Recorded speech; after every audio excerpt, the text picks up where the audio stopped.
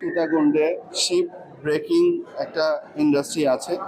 পুরনো শিপ গুলো নিয়ে এসে তারা শিপ ভাঙার কাজ করে এবং সেইগুলো স্ক্র্যাপ আকারে বাংলাদেশের বিভিন্ন জায়গায় এবং অথবা বিভিন্ন ইন্ডাস্ট্রিতেও তারা সেগুলো দিয়ে থাকে, বিক্রি করে থাকে। আজকে সীতাকুণ্ডে একটি মর্মান্তিক ঘটনা ঘটেছে। সেখানে ফেরদৌস শিপ ব্রেকিং ইয়ার্ড আছে একটি, সেখানে সকাল 9:30টার দিকে গ্যাস শিপ ভাঙা শিপ থেকেই গ্যাস লিকেজ হয়ে সেখানে কাজ করছিল কয়েকজন, তারা ফেইন্ট হয়ে পড়ে যায় এবং সেখানে ফেইন্ট হয়ে পড়ে যাওয়ার পর তাদেরকে উদ্ধার করার জন্য আরও কয়েকজন যায়। সেখানে যাওয়ার পরে তারাও পড়ে যাওয়ার পরে আমরা পরবর্তীতে জানতে পেরেছি যারা ওই গ্যাস থেকে যারা পড়ে গিয়েছিল ফেইন্ট হয়ে, তাদের প্রায় 6 জন এখন পর্যন্ত নিহত হওয়ার খবর আমাদের কাছে আছে।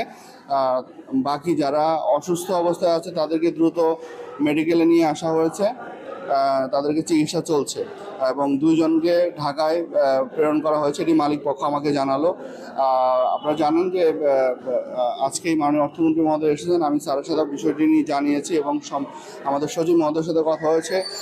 তাদের নির্দেশনার প্রেক্ষিতে আমরা শিপ ব্রেকিং যারা ইন্ডাস্ট্রির সাথে যারা জড়িত আছে, প্রেসিডেন্ট সেক্রেটারি, তাদের সাথে কথা বলেছি দ্রুত কিভাবে যারা আহত আছে তাদের চিকিৎসা কিভাবে নিশ্চিত করা যায় এবং যারা নিহত হয়েছেন তাদের পরিবারকে দ্রুত আর্থিকভাবে তাদেরকে কিভাবে সহায়তা করা যায়। তো ইতিমধ্যেই এবং ঘটার পরপরই তারা প্রত্যেকটি যারা মারা গিয়েছে, যাদের পরিবারের সদস্য যারা মারা গিয়েছেন তাদের প্রত্যেককে 10 লক্ষ টাকা করে আর্থিক সহায়তা করার ঘোষণা দিয়েছেন। আর অন্যান্যদের চিকিৎসা কীভাবে নিশ্চিত করা যায় সেটি আমরা যেমন কাজ করছি, মেডিকেল প্রশাসনের সাথে আমরা কথা বলেছি, তাদেরকে আমরা এঙ্গেজ করেছি এবং তাদেরকেও বলেছি, মালিক পক্ষ তাদেরকেও বলেছি তারাও যেন তাদেরকে সাপোর্ট দিয়ে সহায়তা করে।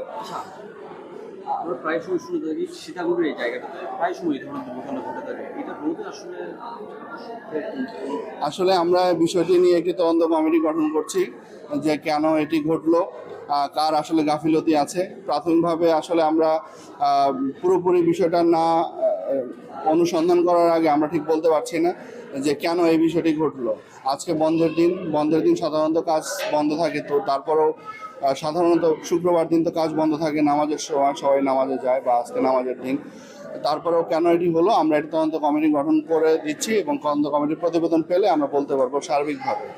তবে আমরা প্রত্যেকটি প্রাণ যারা মারা গেছে তাদের আত্মার মাগফিরাত কামনা করি এবং যারা আহত হয়েছে তারা দ্রুত সুস্থ হয়ে উঠুক। এখানে যে একজন পেশেন্ট এসেছে তার সাথে আমি কথা বলেছি, ডাক্তারের সাথে আমি কথা বলেছি, তার চিকিৎসা কীভাবে নিশ্চিত করা যায়। ডাক্তার বলেছে সে স্টেবল আছে এখন, তার ইন্টারনাল কোনো হ্যামারেজ আছে কিনা সেটি তারা আরও বেশি পরীক্ষা নিরীক্ষা করে আমাদেরকে জানাবে।